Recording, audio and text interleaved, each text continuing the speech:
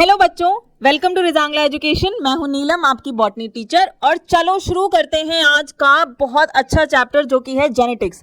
आज से हम न्यू चैप्टर पढ़ने वाले हैं जेनेटिक्स। पहले हम ऑलरेडी कवर कर चुके हैं 12th क्लास का पहला चैप्टर जो कि है sexual reproduction in flowering plant. तो उसकी वीडियो जाकर के हमारे चैनल पर जरूर चेक करना और पढ़ना वहां से, और वहां के कुछ कॉन्सेप्ट्स यहाँ पे भी यूज होने वाले हैं। ठीक है, तो जरूर जाके उसे सबसे पहले देखो और फिर हम स्टार्ट करते हैं इस वाले चैप्टर को। अब जेनेटिक्स की चीज़ें बहुत इंटरेस्टिंग हैं, जेनेटिक्स चैप्टर में समझने वाली हैं, बहुत मज़ा आने वाला है इस चैप्टर में। लेकिन इस चैप्टर को समझने के लिए हमें कुछ टर्म्स याद रखनी है या फिर उन्हें समझ के याद रखना है, क्योंकि वो कॉन्सेप्ट्स को पढ़ने के टाइम पर यूज होंगी, तो हमें उनको समझना पहले बहुत ज़रूरी है। ठीक है, तो यहाँ पे समझने वाली चीज़ें हैं चैप्टर में। वैसे तो हर चैप्टर में होती हैं, लेकिन थोड़ी सी कंप्लेन रहती है ना कि मैम याद ज़्यादा करना पड़ता है, बायो में रटना ज़्यादा पड़ता है। आई एग्री कि थोड़ा सा आपको एग्जाम्पल्स वगैरह काफ़ी चीज़ें थोड़ी सी याद रखनी पड़ती हैं, बट बहुत सारी चीज़ें समझने के लिए भी हैं। ठीक है, तो आज उसी के साथ शुरू करते हैं हम ये वाला चैप्टर जेनेटिक्स। तो अब जेनेटिक्स में क्या पढ़ने वाले हैं, सबसे पहले जेनेटिक्स टर्म को ही क्लियर कर लेते हैं, बाकी उसके अंडर for जो टर्म्स आ रही हैं हम उनको पढ़ेंगे। तो आज का चैप्टर आपका होने वाला है जेनेटिक्स की टर्मिनोलॉजी पर, टर्म्स पर।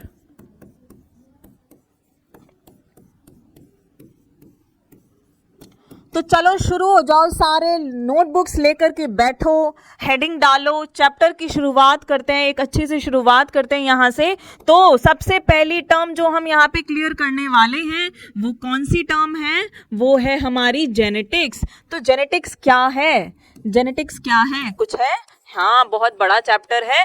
जैसे कि आप साइंस में आप जब पढ़ने जाते हैं 9th से 10th स्टैंडर्ड में आ जाते हैं, तो आप बायोलॉजी, फिजिक्स इन सबको अलग अलग पढ़ने लगते हैं, हर साइंस की ब्रांच में स्पेसिफिक चीज़ों को पढ़ने लगते हैं। वैसे ही ये भी एक ब्रांच है जिसमें हम किसके बारे में पढ़ते हैं, हम पढ़ते हैं इनहेरिटेंस के बारे में। अब सोच में पड़ जाओ कि मैम अब जेनेटिक्स को, पहले हम जेनेटिक्स चैप्टर के को समझने के लिए हम कुछ टर्म्स पढ़ रहे हैं, उससे पहले हमने जेनेटिक की टर्म पढ़ी, बट जेनेटिक की टर्म पढ़ते वक्त भी दो और न्यू टर्म्स आई हैं, उनका क्या मतलब है वो देखो। तो it is the branch of science और biology that deals with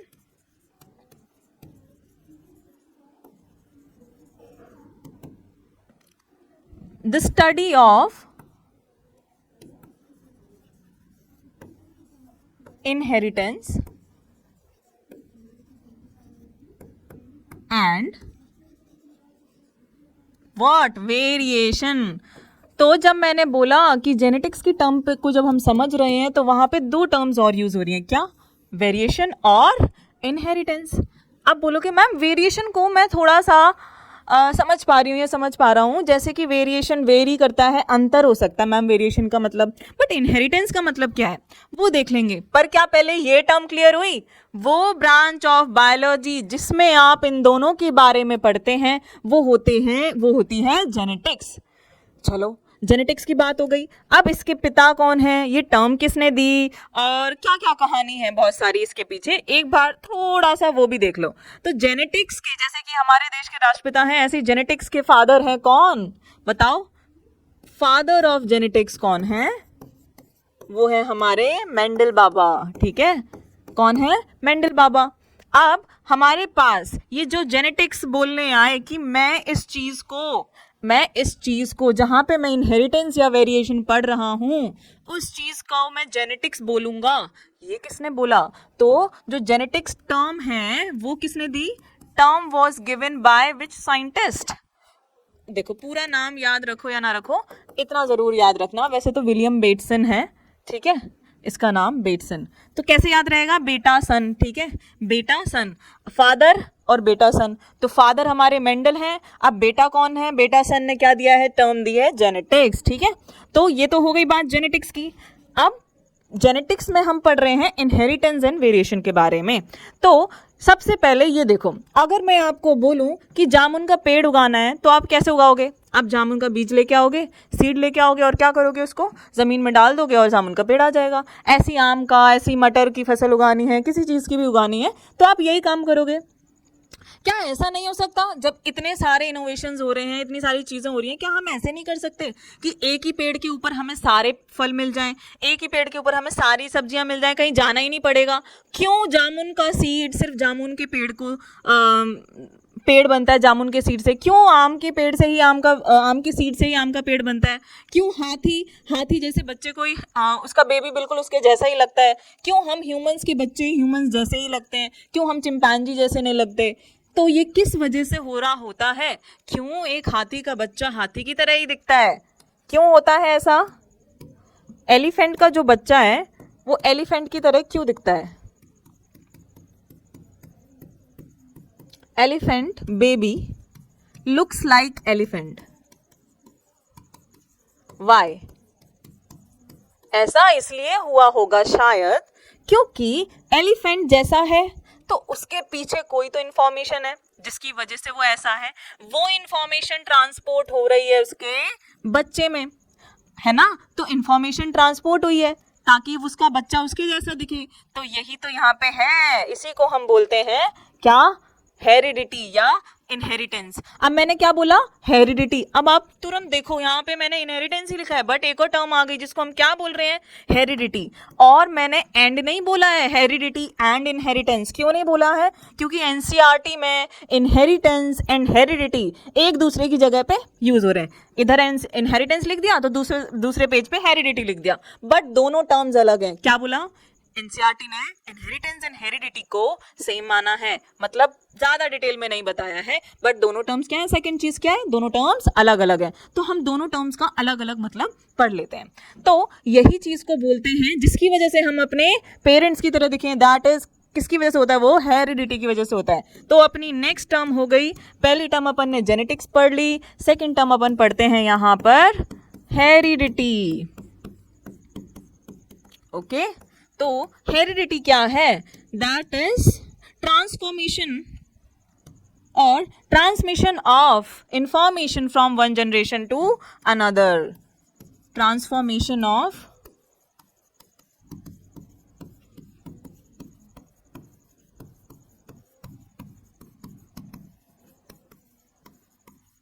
two another. आपकी ये इतनी बेसिक टर्म्स हैं कि आप 12th स्टैंडर्ड में हैं, आप 10th में हैं, आप सब लोग पढ़ सकते हैं इसे। ये बिल्कुल बेसिक है, चाहे आप नीट की तैयारी करें, किसी भी की तैयारी करें, ये चीज़ तो सबसे पहले क्लियर होनी चाहिए। ठीक है, अब हम बात कर लेते हैं थर्ड टर्म की, जो कि यहाँ पे बोला इनहेरिटेंस। तो ये क्या है? ये टर्म्स आपको जरूर मार्क करके रखनी है।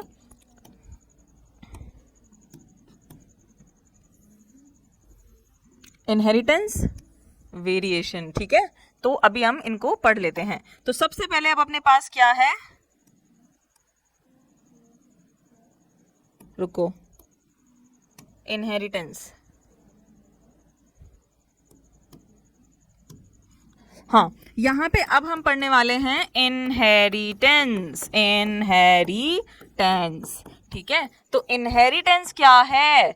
इनहेरिटेंस है जिसकी वजह से ये काम हो पा रहा है, जिसकी वजह से हेरिडिटी हो पा रही है। तो इनहेरिटेंस एक वो प्रोसेस है, एक वो मैकेनिज्म है जिसके थ्रू ट्रांसफर हो रहे हैं इंफॉर्मेशन या फिर character from one generation to another. तो ये क्या हो गया? इट इज द प्रोसेस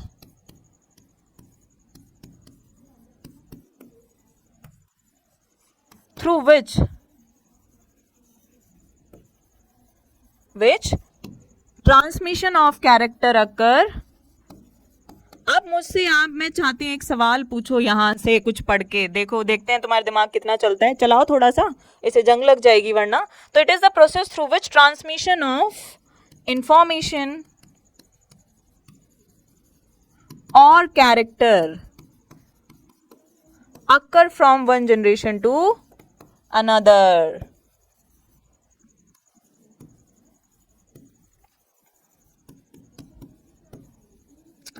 अब बात बोली क्या है?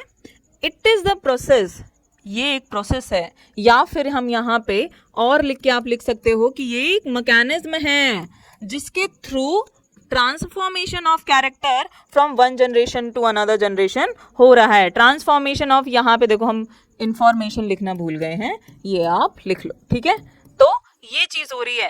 अब आपकी इंफॉर्मेशन पेरेंट से बच्चे में कैसे भी जा सकती है, ए सेक्सुअल रिप्रोडक्शन के थ्रू, सेक्सुअल रिप्रोडक्शन के थ्रू, है ना, तभी तो पेरेंट के बच्चे उनके जैसे ही दिखते हैं। तो ये प्रोसेस चाहे वो ए सेक्सुअल रिप्रोडक्शन के थ्रू हो चाहे सेक्सुअल रिप्रोडक्शन के थ्रू इंफॉर्मेशन ट्रांसपोर्ट हो पेरेंट से ऑफस्प्रिंग में।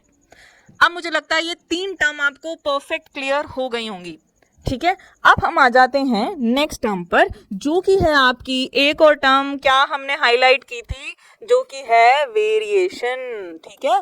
वेरिएशन को पढ़ते हैं यहाँ पे। वेरिएशन तो पता ही है सबको, अंतर बोलते हैं इसको।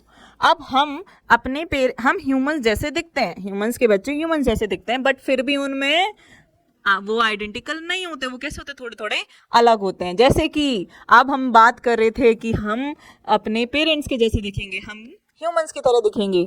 आम का पेड़ आम का जो सीड है उससे आम का पेड़ ही बनेगा, तो वो या तो ये सेक्सुअल रिप्रोडक्शन या सेक्सुअल रिप्रोडक्शन की वजह से हुआ इनहेरिटेंस, है ना। लेकिन वेरिएशन में क्या हो रहा है, सिर्फ सेक्सुअल रिप्रोडक्शन होना जरूरी है। याद करो पहला चैप्टर, पहली क्लास, उस चैप्टर की क्या पढ़ा था कि variation occur only in the sexual reproduction, तो ये याद रखना है। तो वेरिएशन क्या है, इट इज द डिग्री। अब डिग्री 45 मैम 90 डिग्री सेल्सियस, कौन सा वाला डिग्री, मतलब ये सिर्फ एक मेजरमेंट लिया है कि थोड़ा सा बताने के लिए कि हम क्या कर रहे हैं, डिफर कर रहे हैं। तो it is the degree by which progeny क्या चीज है, प्रोजनी या फिर ऑफस्प्रिंग, ये टर्म्स आप बहुत पढ़ेंगे। या फिर डॉटर सेल्स की बात करते हैं हम, इसको हम बोलते हैं बच्चे मन के सच्चे, ठीक है। तो it is the degree by which progeny differ from their parents, है ना। आपको देखेंगे तो कहेंगे अरे ये लड़का तो अपने उनके जैसे, तुम उनके बेटे हो क्या, क्योंकि तुम थोड़ा सा रिजेंबल कर रहे हो, तुम सिमिलर हो। आइडेंटिकल मतलब एग्जैक्ट कॉपी, सिमिलर मतलब जैसे, लाइकवाइज, ठीक है। तो वैसे वो होता है, और हम उनके आइडेंटिकल नहीं होते, थोड़े से अलग होते हैं, तो वो जो अंतर होता है उसको क्या बोलते हैं, वेरिएशन। वेरिएशन की वजह से ही इवोल्यूशन होता है, नहीं तो ना हो। चलो अब बात कर लेते हैं कुछ लोगों की। तो पता है आपको कि जेनेटिक्स की जो शुरुआत हुई वो ऐसा नहीं है कि मेंडल नहीं करी। चलो एक कहानी पढ़ते हैं मेंडल बाबा की। मेंडल बाबा जी का बहुत नाम है, लेकिन जब मेंडल बाबा ने काम किया था उस टाइम पर, तब उनको कोई ज़्यादा पूछता नहीं था। जिस टाइम पे उन्होंने काम किया, जब तक वो जिंदा रहे उनका काम किसी ने पूछा ही नहीं। वही है ना, लोगों की पूछ कब होती है, जब वो चले जाते हैं ना, तभी लगता है हाँ वो बहुत इंपॉर्टेंट है हमारी लाइफ में, है ना। जब तक रहते हैं हम केयर नहीं करते उन लोगों की। तो मेंडल के साथ भी ऐसा ही हुआ था, जैसा अभी भी सबके साथ होता रहता है। तो मेंडल ने क्या किया, खोज करना शुरू कर दी कि ऐसा क्यों होता है, वेरिएशन क्यों होती है, इनहेरिटेंस कैसे होता है, हेरिडिटी कैसे होती है। इसके लिए उसने बहुत सारे एक्सपेरिमेंट्स किए। बट ऐसा नहीं है कि मेंडल ही पहला आदमी था जिसने ऐसा किया, लोग पहले भी कर रहे थे, बट इतना ज़्यादा फेमस नहीं हुआ था। उसने कुछ एक यूनिक चीज़ करी थी जिसके बारे में हम नेक्स्ट सेशन में पढ़ेंगे। तो ध्यान रखना मैंने क्या बोला, इसके बारे में हम अगले सेशन में पढ़ेंगे।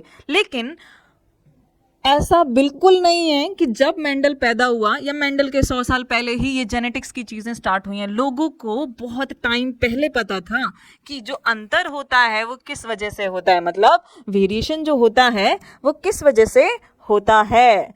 तो वो लिखो, पीपल और humans new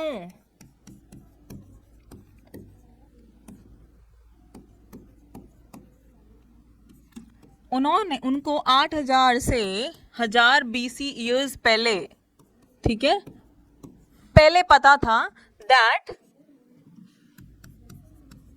the reason of variation hidden in sexual reproduction. मतलब उनको ये पता था कि अगर हम अपने पेरेंट से थोड़ा सा अलग दिखते हैं तो उसका कारण तो क्या है, सेक्सुअल रिप्रोडक्शन। बट उनको ये नहीं पता था कि कैसे चीज़ें ट्रांसफ़र हो रही हैं। तभी हम अपने मेंडल बाबा की याद रखते हैं। बाकी इन ह्यूमंस को जिनको इतना टाइम पहले भी पता था उनको कोई याद नहीं रखता है। चलो इसी बात पे अपनी कौन सी टर्म क्लियर हो गई, वेरिएशन क्लियर हो गई टर्म, ठीक है। अब हम आ जाते हैं एक सबसे प्यारी टर्म पर जिसके बारे में हम हद से ज्यादा पढ़ने वाले हैं, जिसको हम हद से ज्यादा यूज करने वाले हैं, ठीक है, तो वो आ जाती है टर्म कौन सी, कैरेक्टर। फिफ्थ टर्म आपकी कौन सी है, कैरेक्टर, ठीक है।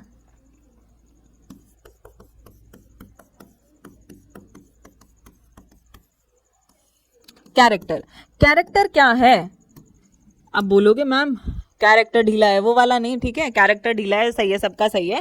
कैरेक्टर क्या है, किसी ऑर्गेनिज्म का फीचर, ठीक है, जो भी आप फीचर देख रहे हो, किसी की कर्ली हेयर्स हैं, किसी की स्ट्रेट हेयर हैं, किसी की ब्राउन हेयर हैं, ब्लैक हेयर हैं, ये सारे फीचर्स जो आप देख पा रहे हो, ब्लैक आइज, ब्राउन आइज, ठीक है, जो ये आप चीजें फीचर्स देख पा रहे हो, इसको हम बोलते हैं कैरेक्टर, ठीक है। तो it is the feature of organism, feature of organism, ठीक है, इसी को हम बोलते हैं क्या, कैरेक्टर।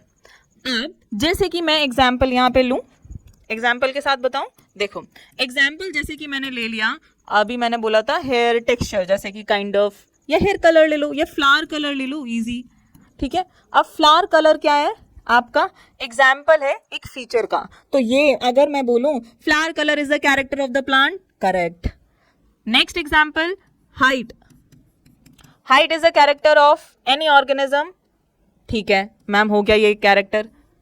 मैम पर आप इतना बता क्यों रही हो, ठीक है ना, ये सिंपल ही तो है, ये इसलिए बता रहे हैं क्योंकि इससे रिलेटेड अपने पास एक और टर्म है जिसको हम बोलते हैं ट्रेट। अब ये ट्रेट किस चिड़िया का नाम है, ये है एक चिड़िया का नाम, बिल्कुल नहीं है, ये कोई भी चिड़िया का नाम नहीं है। अब मैंने सबसे पहले कौन सा एग्जाम्पल दिया था, हेयर टेक्सचर का, वेदर दे आर स्ट्रेट और करली। तो मैं अगर बोलूं कि हेयर टेक्सचर, अब मैंने क्या बोला, हेयर टेक्सचर, उसके बाद मैंने बोला करली एंड स्ट्रेट, राइट। तो hair texture is character and these two things are trait. ये क्या हो गई, ट्रेट। मतलब हाइट का एग्जांपल लो, हाइट क्या है अपना, कैरेक्टर हो गया, बट हाइट स्मॉल है या फिर ड्वार्फ बोल लो, या स्मॉल बोलो, या फिर टॉल बोल लो, तो ये दोनों चीजें क्या हो गई, ट्रेट हो गई।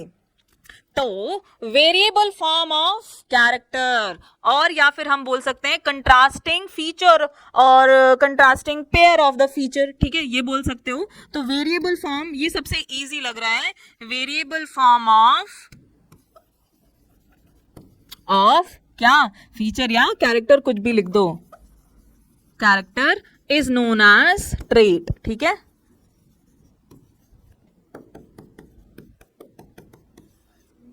अब एग्जाम्पल मैं यहाँ पे क्या फिर से लिख के बताऊं, चलो फिर से लिख के बता देती हूँ, कोई दिक्कत नहीं है। जैसे कि हम फ्लावर कलर बोल रहे हैं, तो फ्लावर कलर क्या है आपका, यहाँ पे ये हो गया कैरेक्टर, ठीक है, और ये कैरेक्टर हो गया, तो इसके ट्रेट मुझे बताओ, कलर बता दो कोई भी, वाइट, रेड, ये आपके क्या हो गए, दोनों ट्रेट हो गए। ये लो, हमारी ये टर्म भी कंप्लीट हो गई, खत्म, ठीक है। अब आगे चलते हैं फिर से, अब हम बात कर लेते हैं और अच्छी टर्म की, जो कि समझ लो जिसको पूजा जाता है जेनेटिक्स में, जीन, जीन जीन बोलते रहते हैं। कौन सा जीन, अलादीन का जीन नहीं है बिल्कुल भी, हाँ वो तो मुझे पता है, कहोगे मैम ये तो पता ही है इतना, चलो ठीक है, अच्छी बात है, पता है। तो जीन की बात करें यहाँ पर हम, तो जीन है क्या, सबसे पहले है क्या इस जीन में, कुछ है इस जीन में, बहुत कुछ है, इसको लाइटली बिल्कुल मत लेना। तो जीन क्या है, किसको बोलते हैं जीन, ये देख लेते हैं। देखो ये सबने देखा है, अच्छा ये नहीं देखा होगा तो ये देखा होगा, इसको क्या बोलते हैं, क्रोमोसोम। फिर मैम ये क्या है, क्रोमैटिड पढ़ते हो आप, ये चीज का, चलो आप कंसिडर करो that this is the chromosome, लेकिन कंसिडर नहीं, मान लो कि ये क्रोमोसोम है, और मानो भी नहीं तो ये है क्रोमोसोम, ये क्रोमोसोम है, ये क्या है, क्रोमैटिड। जब भी हमें क्रोमोसोम के स्ट्रक्चर को इजी बना के पढ़ना होता है तो अपन ऐसा वाला स्ट्रक्चर पढ़ लेते हैं। और क्यों पढ़ते हैं ऐसा, इसके पीछे भी रीजन है। जब सेल सिर्फ डिवाइड करती होती है तो रेप्लिकेशन वगैरह होता है, सारा कंटेंट डबल हो जाता है, तब उस टाइम पे हमें ऐसा स्ट्रक्चर दिखता है, वरना नहीं कर रही होती तो हमें ऐसा स्ट्रक्चर दिखता है, ठीक है। अब ये क्रोमोसोम है, क्रोमोसोम आपको पता, ऐसे समझ लो, इसकी डिटेल हम पढ़ेंगे एक और चैप्टर में, molecular basis of inheritance, again a very interesting chapter. तो जो ये है क्रोमोसोम, इसको इतना याद रखो कि आपके पास एक रस्सी है, ठीक है, उस रस्सी में क्या है, इंफॉर्मेशन स्टोर है। सपोज कर लो ये एक रस्सी है, इतनी रस्सी में ये इंफॉर्मेशन स्टोर है कि ये पेन का कलर कैसा होगा, आई बात समझ। अब ये रस्सी को मेरे को क्या करना है, इतना कॉइल करना है, इतना ज्यादा कॉइल कि आपका ऐसा स्ट्रक्चर बनाए। सपोज कर लो ये रस्सी मीटर्स में है और आपको इतना सा स्ट्रक्चर बनाना है कि वो न्यूक्लियस के अंदर आ जाए। तो कैन यू इमेजिन कि हमें कितनी कॉइलिंग करनी पड़ती है, ये कितना कॉइल होता है। अब ये इतना बड़ा सेगमेंट क्रोमोसोम के ऊपर इत्तू सा दिखेगा, इत्तू सा। हाँ, बहुत ज्यादा फेमस हो चुकी है ना एक रील, लप्पू सा, ठीक है। तो ये इत्तू सा दिखेगा, ये क्या है आपका जीन। ये क्या है, जीन, जो कि कोड कर रहा है कलर के लिए, कोड फॉर कलर। आगे बात समझ। तो जीन क्या है, it is the short segment of DNA, है ना। क्रोमोसोम तो डीएनए से ही बना है ना, इतना तो पता है, नहीं पता तो कोई दिक्कत नहीं है। इतना याद रखो कि ये short segment of DNA is the gene. अब आपको पता है जीन कहीं रहता है, जैसे कि हमारा एक घर होता है, हम जहां रहते हैं, ऐसे ही जीन भी कहीं रहता है। तो उसको बोलते हैं जीन लोकस। अब जीन लोकस क्या होता है, जीन लोकस होता है पहली बात फिक्स्ड, है ना। बट जीन लोकस क्या है, physical association of gene, physical association of gene. ये बात क्लियर हो गई, वेरी गुड। अगर क्लियर होती जा रही है, अब मैं ये अरे यार आप लोगों ने देखे नहीं क्या, ये नहीं देखे पेड़, मटर के प्लांट इतने सुंदर लग रहे हैं। मटर पनीर खाते हो, मटर पनीर खाते हो तो मटर को याद रखो, और मेंडल भी याद रखता है, हम भी याद रखते हैं और रखने वाले भी हैं, क्योंकि ये पेड़ यहाँ पे सबका प्यारा है। यहीं पे इसी से ही हमें बहुत अच्छे अच्छे एक्सपेरिमेंट्स, बहुत अच्छी अच्छी चीज़ों के बारे में पता चला था। तो सपोज कर लो ये मटर का पेड़ है और इसका फ्लावर कलर देख लो, दो तरीके के होते हैं, एक तो गुलाब वायलेट होता है, मेरे पास कलर नहीं था इसलिए मैंने पिंक बना दिया, और एक होता है वाइट, ठीक है। तो हम बात कर लेते हैं यहाँ पे कि जो पी प्लांट का एग्जाम्पल ले लेते हैं। जो पी प्लांट होता है उसका फ्लावर कलर कौन से क्रोमोसोम पे मिलता है, क्रोमोसोम नंबर पे। तो flower colour gene of P plant present on chromosome number 1, ठीक है। तो आप दुनिया में कहीं भी चले जाओ, मेंडल के गांव का नाम गांव था ऑस्ट्रिया में, ठीक है, और सिलिसियन विलेज उसका नाम था, और पढ़ेंगे हम उसकी कहानी, उसकी स्टोरी तो अभी स्टार्ट नहीं हुई है। तो मेंडल के गांव चले जाओ, चाहे अपने इंडिया में आ जाओ, अपने गांव में चले जाओ, आपको मटर का जो पेड़ है उसकी आप अगर रिसर्च करोगे तो फ्लावर कलर कौन से क्रोमोसोम पे होगा, इसी पर और उसी जगह पर। तो जीन लोकस इज फिक्स्ड, कहीं भी चले जाओ, हमारे ह्यूमंस में कोई क्रोमोसोम ले लो, ठीक है, तो वो आप किसी भी ह्यूमन में देख लो, वो जीन उसी क्रोमोसोम नंबर पे होगा। ये तो बात हो गई अपने जीन की। अब हम और चीजों को पढ़ लेते हैं। जीन को पढ़ने के लिए ही हम क्या पढ़ लेते हैं, this is the short segment of DNA. और भी हम कौन सी डेफिनेशन रखते हैं, that it is the functional unit of heredity. It is the functional unit of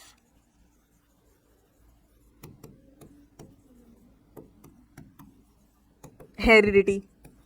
अब एक चीज और पढ़ लो, यहां पे भी इसकी टर्म किसने दी है वो पढ़ लो। तो यहां पे gene term was given by, gene term was given by, किसने दी थी ये जीन टर्म, ये दी थी जोहानसन ने, ठीक है, विल्हेल्म जोहानसन। ये एक साइंटिस्ट थे जिन्होंने कहा था इस चीज को हम बोलेंगे जीन, ठीक है। अब बात कर लेते हैं बहुत ही इंटरेस्टिंग टॉपिक की, बिलीव मी आपको ये पता चलेगा यहां से कि अलील क्यों आया है, अलील टर्म क्यों आई है। मुझे बहुत कंफ्यूजिंग लगती है मैम, ये क्यों आई ये टर्म, जीन पढ़ना तो इजी था मैम, अब ये बहुत टफ हो रहा है। तो उसको हम देख लेते हैं। आपका ये है, सपोज कर लो क्रोमोसोम, यहीं पे आ जाते हैं, ये है क्रोमोसोम, ठीक है। और क्रोमोसोम में क्या होता है, सबको पता है कि हमारे पास 2 सेट्स ऑफ क्रोमोसोम होते हैं, है ना, एक क्रोमोसोम ये और दूसरा क्रोमोसोम ये, 2 सेट्स ऑफ क्रोमोसोम होते हैं, 46, 23, 23, 46। तो आपके पास ये क्रोमोसोम का पेयर आ गया, होमोलोगस क्रोमोसोम है, मतलब एक पेयर सपोज कर लो, एक हैप्लॉइड सेट है, उसमें सारे गुण हैं, ठीक है। अब एक पेयर और है, उसी में सेम वही गुण है, तो वो जो जिनमें सेम टाइप की चीजें होती है, जैसे कि हाइट का हम यहाँ कह देते हैं टॉल टी, तो दूसरा पेयर है उसमें भी टॉल टी। यहाँ पे सपोज कर लो एक पी, यहाँ पे भी कैपिटल पी, ये जीन बना रही हूं मैं, ठीक है, क्यू। अब क्या हुआ, अगर ये टीटी है, ये टीटी है, तो मैंने क्या बोल दिया यहाँ पे इसको, जीन। ये हाइट का जीन है, ये पोजीशन का जीन है, ये क्वेश्चन का जीन है, एग्जाम्पल ले रही हूँ ऐसे ही, ठीक है। तो ये जीन हो गए आपस में। लेकिन क्या हुआ, आपको पता है वेरिएशन होती है, म्यूटेशंस होती हैं, तो धीरे धीरे म्यूटेशन होना स्टार्ट हुई। अब मैं ये नहीं कह रही कि म्यूटेशन हमेशा ही रिसेसिव होती है, कम होती है, जैसे दिमाग का लेवल, आईक्यू लेवल इतना है और वो कम हो जाए म्यूटेशन के बाद, हमेशा ऐसा नहीं होता है। बट मैं कह सकती हूँ जनरली म्यूटेशंस आर रिसेसिव। तो म्यूटेशन इस क्रोमोसोम में हुई तो क्या हो गया कि जो टी, कैपिटल टी टॉलनेस है, ये कन्वर्ट हो गई स्मॉल टी में। ये जो कैपिटल पी है ये कन्वर्ट हो गया स्मॉल पी में आफ्टर म्यूटेशन। ये क्यू है कैपिटल, आफ्टर म्यूटेशन ये कन्वर्ट हो गया स्मॉल क्यू में। अब अगर मैं इसको, ये भी अलग है, ये भी अलग है, अगर मैं इसको जीन बोलती हूँ, मतलब कैपिटल टी और स्मॉल टी के रिलेशन को जीन बोलती हूँ, तो फिर ये आपस में क्या हो जाएंगे, ये दोनों, इनको तो कोई और नाम देना पड़ जाएगा ना, हाइट का जीन, पोजीशन का जीन। अब ये भी हाइट का जीन, ये भी हाइट का जीन, ये भी जीन, तो कंफ्यूजन नहीं हो गई इधर, कैसे हम इसको जीन बोल दें, ये दोनों अलग हैं, ये दोनों अलग हैं, इसको भी जीन बोले जा रहे हैं, इसको भी जीन बोले जा रहे हैं, ये क्या हो गया। तब हमारे पास आया कि मेरे पास हाइट के जीन के, हाइट वाला जो जीन है उसके दो क्या हैं, फॉर्म्स हैं। हाइट के जीन के मेरे पास दो डिफरेंट फॉर्म हैं, दो डिफरेंट एग्जिस्टेंस हैं, अलग अलग variable form of gene is known as allele. तब मैंने बोल दिया ये हाइट के अलील्स हैं, ये दोनों आपस में जीन हैं, ये दोनों आपस में अलील, ये दोनों आपस में जीन, ये दोनों आपस में allele, P capital P small P, ठीक है। आ गई बात समझ। तो ये तो हो गया जीन। तो यहीं पे क्लियर हो गई आपकी कौन सी टर्म, अलील। और अलील को एक और टर्म से जाना जाता है, अलीलोमॉर्फ। ओके, आपकी ये 8वीं टर्म हो गई। अब अलील किसने दिया था, अलील जो नाम है वो किसने दिया था, तो अलील नाम दिया था बेटा जी ने, Bateson. Term was given bye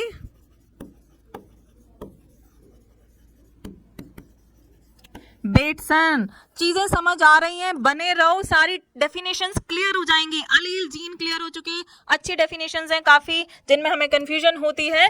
तो ये क्या है, वेरिएबल फॉर्म ऑफ जीन, या फिर बोल सकते हो gene that codes for contrasting, वो वाला जीन जो कोड करता है दो कंट्रास्टिंग ट्रेट्स के लिए, ठीक है।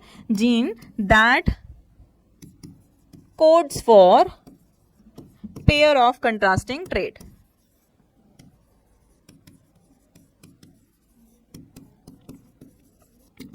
है ना।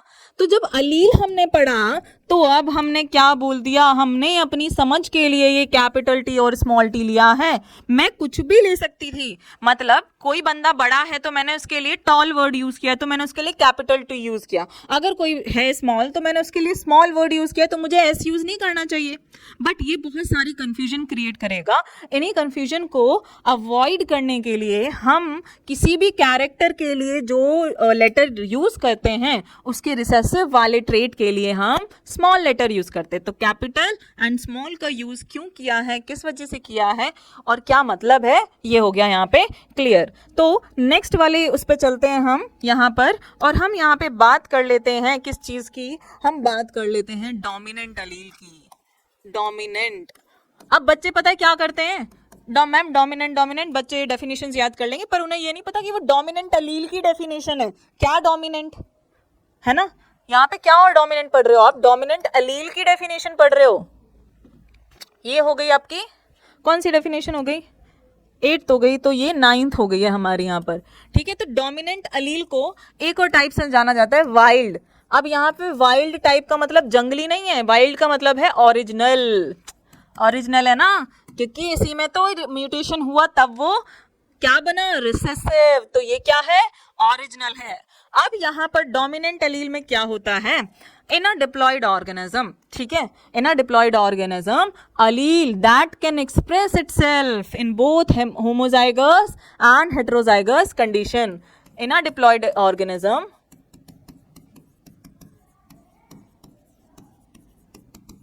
where alleles can express itself in heterozygous and homozygous condition.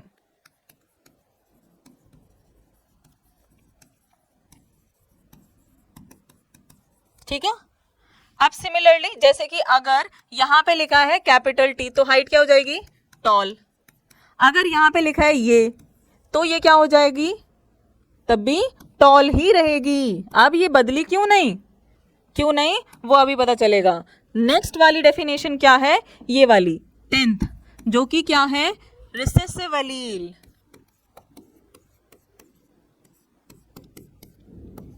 या फिर आप इसको बोल सकते हो म्यूटेंट एलील। ठीक है। इसकी डेफिनेशन क्या है, इसकी डेफिनेशन है कि in a diploid organism where alleles can only express in the homozygous condition, in a diploid organism where allele can express itself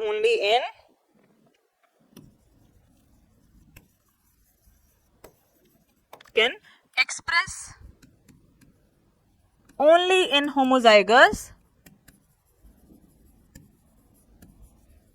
condition. ठीक है। इसको हम क्या बोलते हैं, इसको हम बोल देते हैं रिसेसिव एलील। जैसे कि सिर्फ ये ऐसे ऐसे होंगे तभी ये रिप्रेजेंट करेंगे। ऐसा क्यों होता है, कैपिटल टी हावी हो जाता है स्मॉल टी पे और उसको बोलता है तो चुप कर, मेरे आगे तो कुछ नहीं बोलेगा, जब मैं हूं, मैं कैपिटल हूं, मैं ही सब कुछ हूं, मेरे आगे तो कुछ नहीं बोलेगा, मैं अकेला ही तेरे लिए काफी हूं। तो हाइट कैसी होएगी, टॉल ही होएगी। यहाँ पे दोनों कहते हैं भाई अपन दोनों का तो सेम ही, हमें तो स्मॉल ही बनना है, ना तू मेरे से लड़ ना मैं तेरे से लड़ते हूँ, तो दोनों ही क्या करते हैं, कोड करते हैं स्मॉल के लिए। तो बढ़िया है, टर्म क्लियर होती जा रही है। यस लिखते जाओ, कुछ बोलते जाओ कि मैम हाँ मुझे क्लियर हो रही है टर्म। अब 11th टर्म कौन सी है, जिसको हम बोलते हैं होमोजाइगस या फिर हेट्रोजाइगस। ठीक है। 12th कौन सी है अपनी, हेटेरोजाइगस। ये टर्म देख लेते हैं। अब होमोजाइगस टर्म का मतलब होता है कि ना diploid organism where same kind of alleles are present in a diploid organism, इधर नहीं लिखते हैं, in a diploid organism, diploid का मतलब क्या है, 2 sets of chromosome है। ठीक है। organism where similar alleles are, similar allele of gene are present, of a gene present. ठीक है। उसको हम बोलते हैं होमोजाइगस। अब ये वाली क्या है, वेयर सेम चीज। ठीक है। Different allele of a gene are present. ठीक है। तो एग्जाम्पल के केस पे यहां पे क्या लिखोगे, या तो एग्जाम्पल क्या हो गया, कैपिटल टी और स्मॉल टी। ठीक है।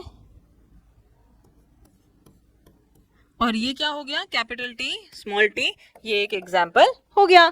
चलो बच्चों, आपको 12 टर्म्स यहाँ पर क्लियर हो चुकी हैं।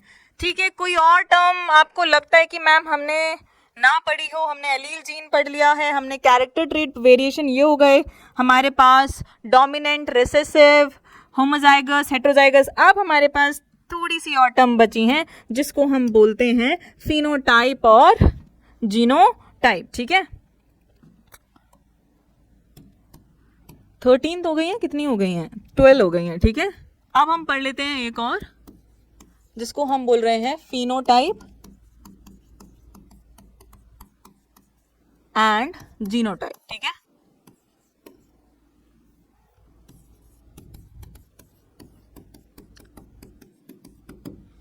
तो फिनोटाइप क्या है, it is the physical appearance और दीज आर द, अब फिजिकल है तो आपको ऑब्वियसली वो दिखाई देगी, है ना, फिजिकल अपीयरेंस किसी की है तो।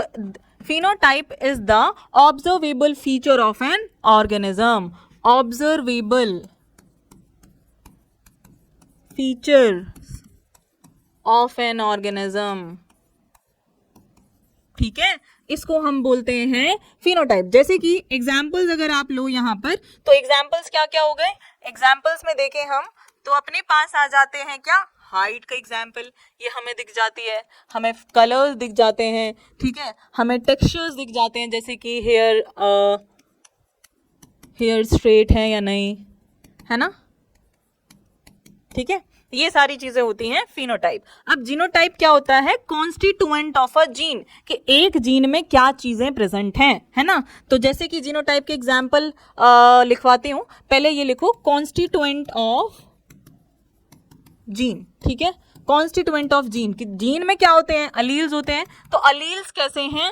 वो चीज, ठीक है, इसका मतलब ये नहीं है कि जीन को आप अलील बोल दो, नहीं, अलील्स का अरेंजमेंट, अलील्स का अरेंजमेंट, ठीक है।